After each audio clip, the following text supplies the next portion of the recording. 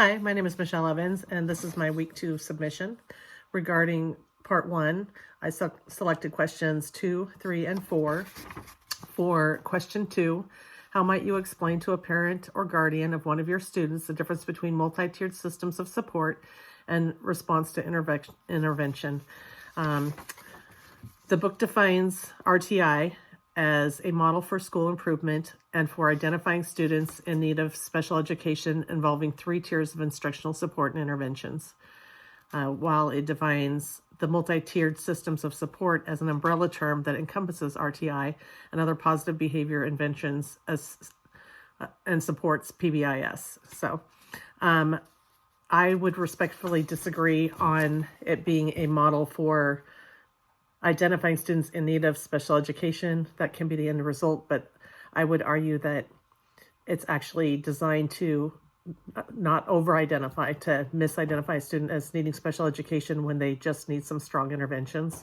I've seen that a lot as a special educator, where I get a kid on my caseload and I wonder how they qualified, and they just really needed some strong interventions, which they ended up getting in the classroom.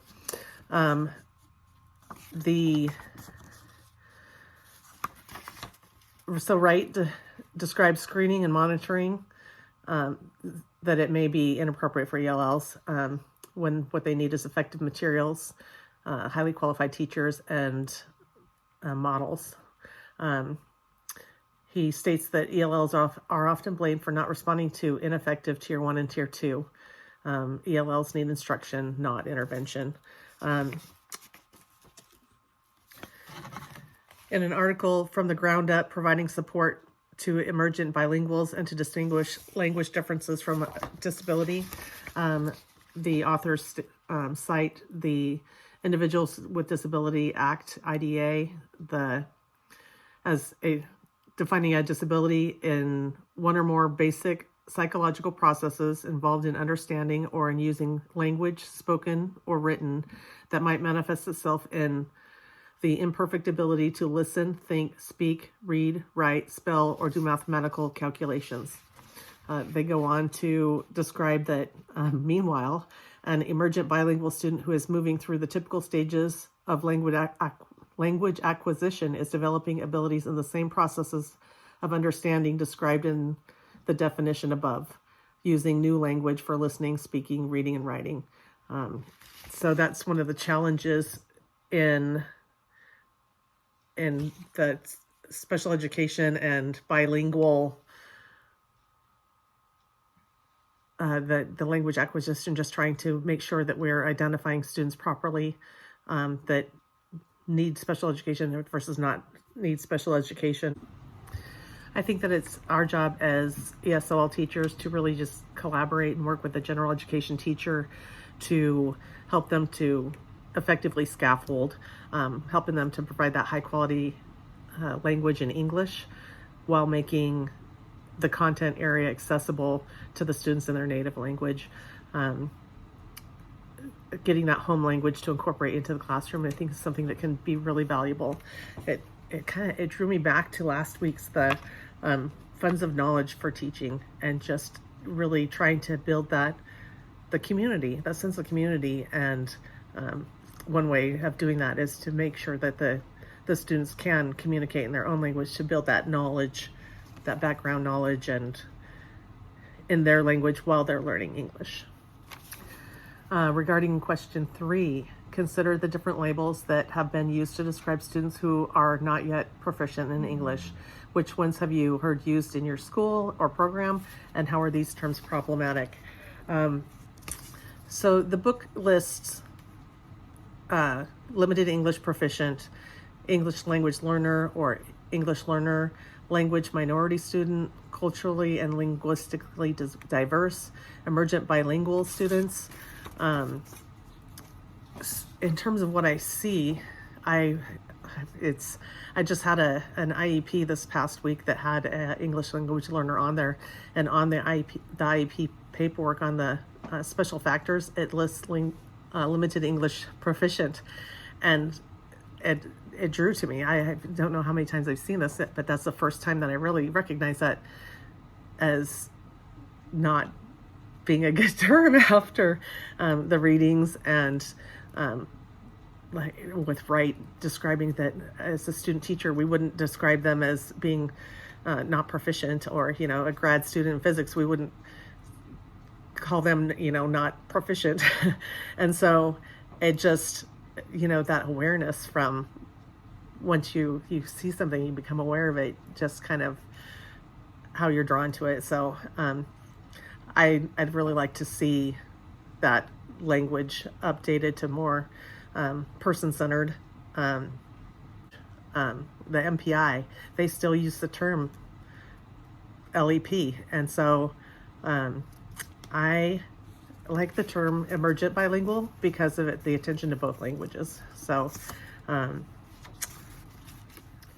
another term that I hear a lot in my district is monolingual, and they just referring to the student's lack of ability based on that, instead of looking for ways where we can really support that student and see that growth.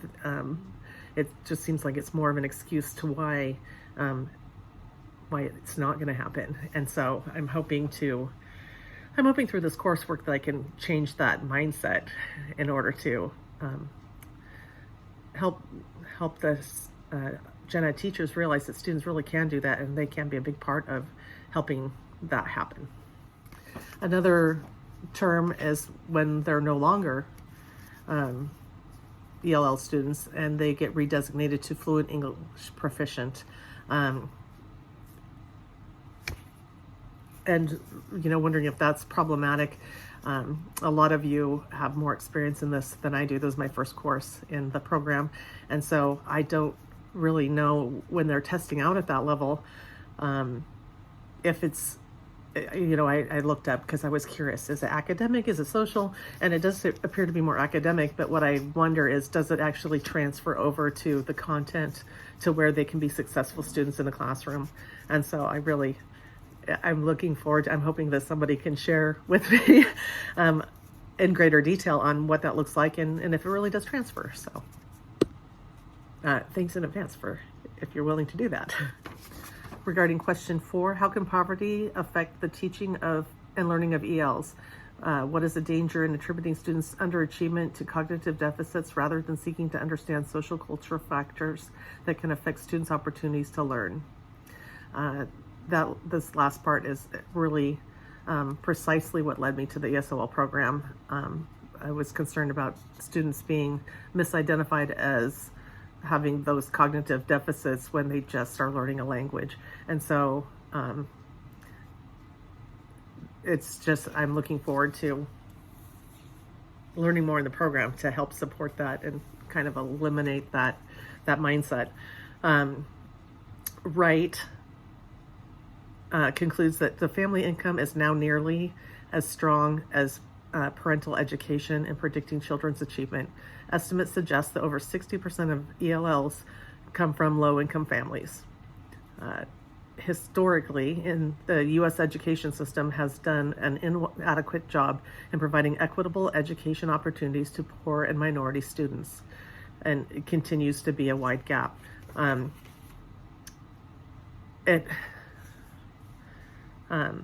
of the things that talking about in the poverty is that it's highly segregated, and that disproportionately taught by inexperienced, underqualified teachers, low-income neighborhoods, low levels of education, parents. I think that it also reminded me of last week where when we were looking at the funds of knowledge and how what we consider something that's a question of poverty is also rich culturally. But I do think that historically it's hard for the districts that are in like urban areas to get the high quality teachers in there, because the high quality teachers want to go and be paid more somewhere else. So I think, again, the article from the ground up, providing support to emergent bilinguals to distinguish language difference from disability, really is another really points out the importance of not determining that as being something cognitive when the language acquisition process is a process. And so I think that we need to be careful to not look at it as a deficit. For part 2, I selected question 1, review the profiles of the students at the beginning of the chapter. Which students are likely to face the greatest challenges in learning English and academic content? Which ones might have fewer challenges? And how would I describe the level of language proficiency and why this might matter as it relates to the education achievement? I think that fewer challenges, definitely Sonia and Zoe. They're young. Sonia's dad is a grad student and speaks English well. Zoe's parents both speak English well. Even though they speak additional languages at home, they do get the opportunity to speak in English at home. Zoe's WIDA score is already a 5, so she's at the bridging level. Sonia is at 2.8, but again, she's still in kindergarten. It looked like her language was still kind of developing, but in terms of reading and writing, it looked pretty good for kindergartner. And Zoe's her oral language looked good as well for kindergarten. So in terms of Brittany, her mom speaks English well, but she speaks Spanish at home. I guess I should mention that all of them are receiving ESL support, and all of them have an ESL teacher. Pedro's general education does not have the certification, but so Brittany's, she looked like she was developing in both oral language and in her reading, and her writing looks pretty good for first grade. Again, because she's young, she has that opportunity to really develop the language, and it's not as content focused yet. So I guess I should add, I watched the videos on the extended website to the book. So when I was listening to Josu's interview, it was interesting to me that he didn't know enough Spanish when he was back in Mexico. So that replacing of the languages instead of that bridge, really developing and keeping both languages, it kind of jumped out at me there. I think that Pedro will probably have the greatest struggles just because he's in 10th grade and he has the one period of ESOL. It did state that he is rapidly learning English. However, it's brand new to him. He's been here for 4 months and learning a new language. His WIDA score was 2.8. It's just it'll be more challenging for him because he has to learn that content and the language at the same time. So, Sonia, Brittany, Pedro were all beginning level WIDA, approaching developing. 3 is developing. Zoe is at bridging, and Zaya was expanding, approaching bridging. Josu is developing, kind of right in the middle of developing, heading towards expanding. I do think that one advantage that Josu has is that his pullout is by a certified teacher, and it's with 6 students that are at intermediate to advanced proficiency, and so that should help him improve his proficiency because he's going to have that experience and working with the higher level students as well. As an advantage that Pedro has is that he did well in school and learned Spanish and Portuguese. Zayi also was, it was interesting because her WIDA score was 4.8, and she, on her reading, she had a hard time, but it was interesting because it was on chromosomes and it wasn't a subject that she had a strength in. And so it was kind of interesting why that topic was chosen to be her model for the reading. And she says, I'm not good at science. Her writing looked like it was developing.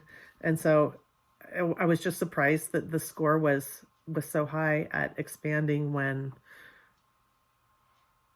it wasn't as proficient as I would expect it to be for a 4.8. But perhaps someone can shed more light on why that would be. So again, my first ESL course, so I'm learning and I'm looking forward to it.